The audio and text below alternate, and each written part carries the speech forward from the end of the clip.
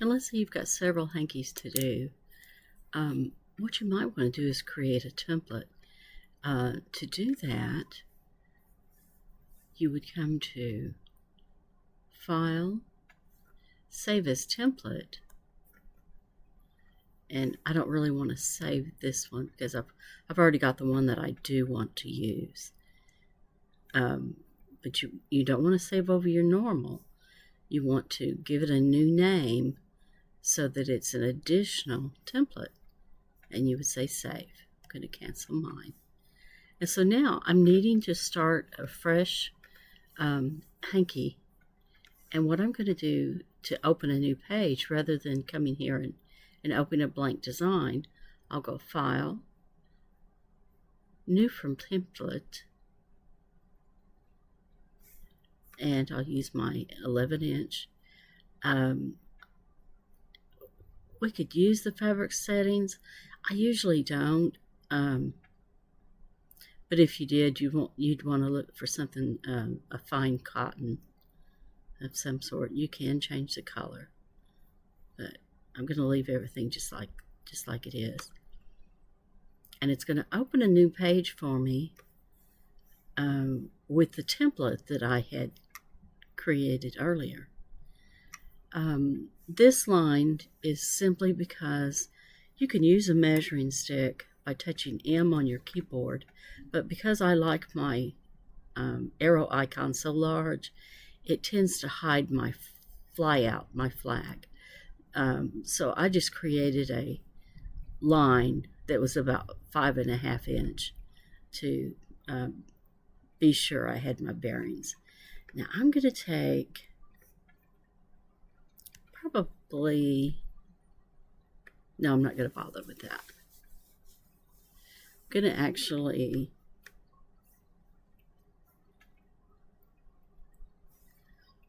open this that I had started as August hanky.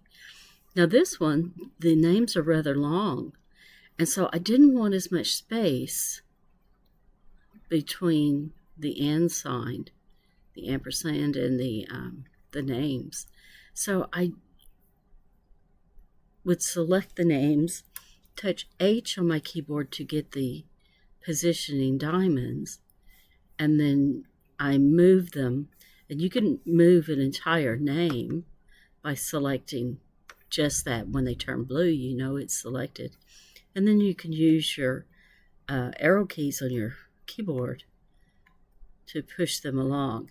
I did not want my machine to stop. I want it to continue sewing because I don't want a heavy knot at the end of this. So I'm going to work it so that it just joins and meets, and the same thing here. It just joins. And Huntington was not bad, just like it is. I think this was the anniversary font. We'll look and see. Come in here to the properties. Wrong one. Bernina is so kind. They gave me this red triangle, and I don't always pay attention to it, but that would help me so much if I'd pay attention to that. It is anniversary, and right now it's in inches. I'm going to change to metric, just because that makes more sense to me in sizing letters. I did it again, didn't I? This one, that's what I want. So this defaulted to 16.46 millimeters, and that's going to be rather large. Okay, I'm going to take this into the artwork canvas.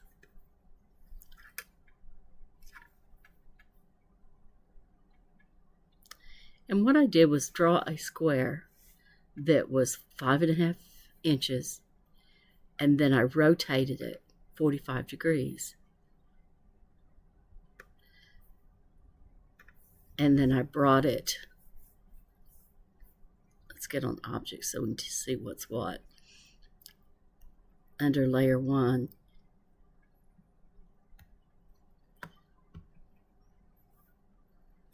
let's give this a little bit more than a hairline. I'll tell the software to convert it. Now this is going to be taken away, but just to give me a guide of what I'm looking at in an 11-inch hanky. So this is each side is 5.5 inches. But I can see that I think that's just going to be too large for what I want. So I'm going to select both of these lines. They have been broken apart so that I can move them around easy. And let's go in. Let's change the height to 8 millimeters. That might be too small. Let's see.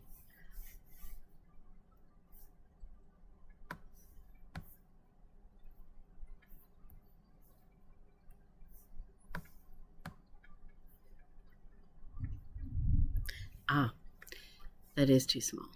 So let's back up. And I think what I actually wanted was 12.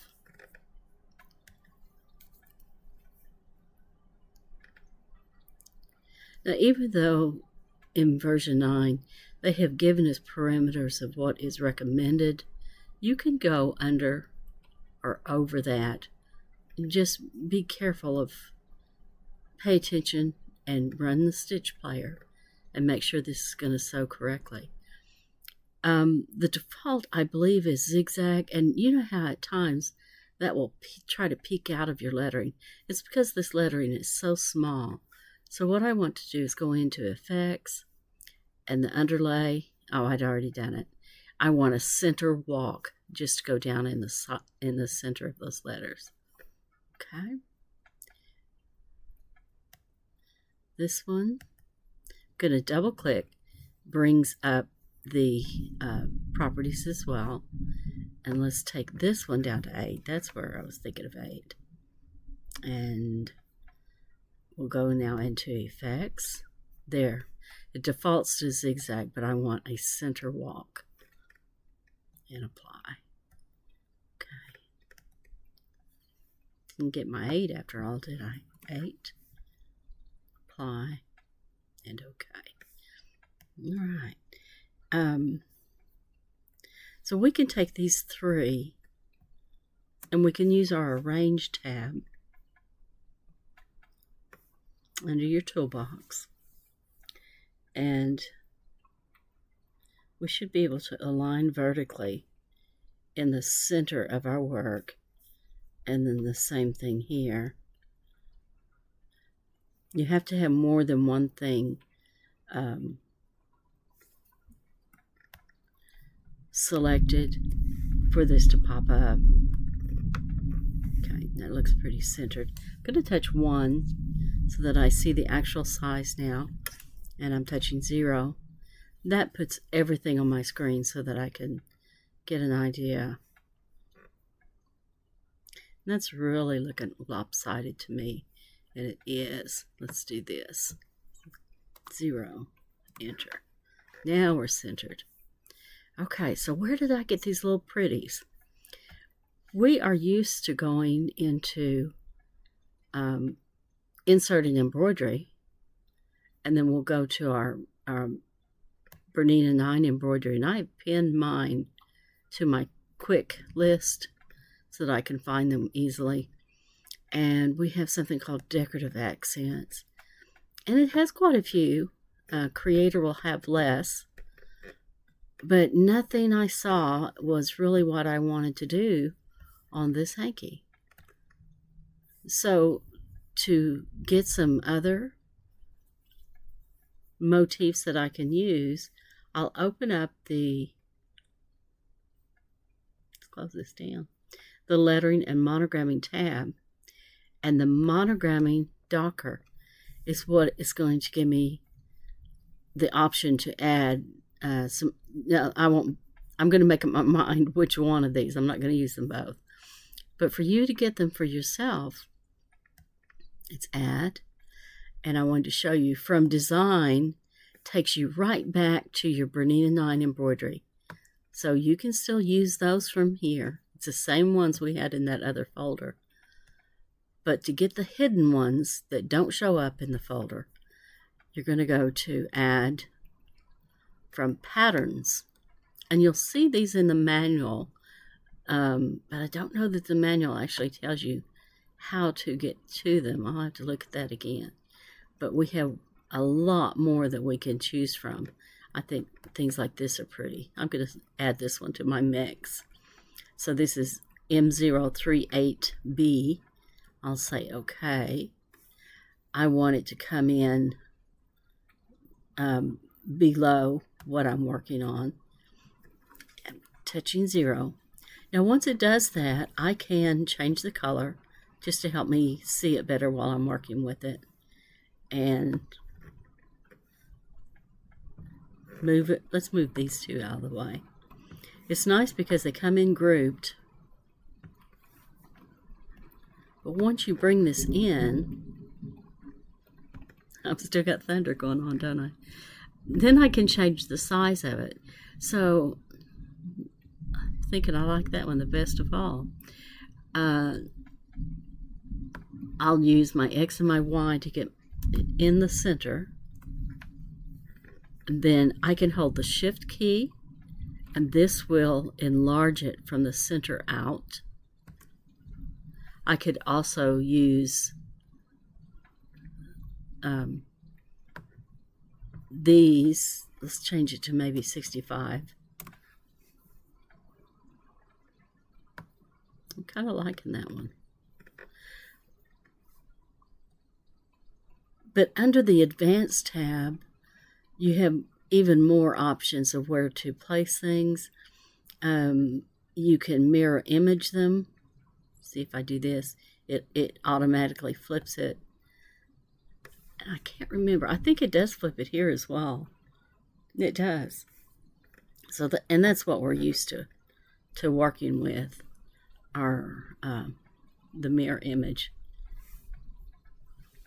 Let's look at one. Well, that's becoming my favorite. I'm going to leave these up here for now just to kind of look at them. And then I'm going to double check my underlay. A faster way to get to the underlay, the effects, is to come to the gear. And again, I'm looking for that red triangle. And that takes me directly to my underlay tab. It also takes me to my pool compensation. So if I've got a letter that is was digitized thin, I can make it beefed up by adding something here. And so we're looking at the underlay on everything.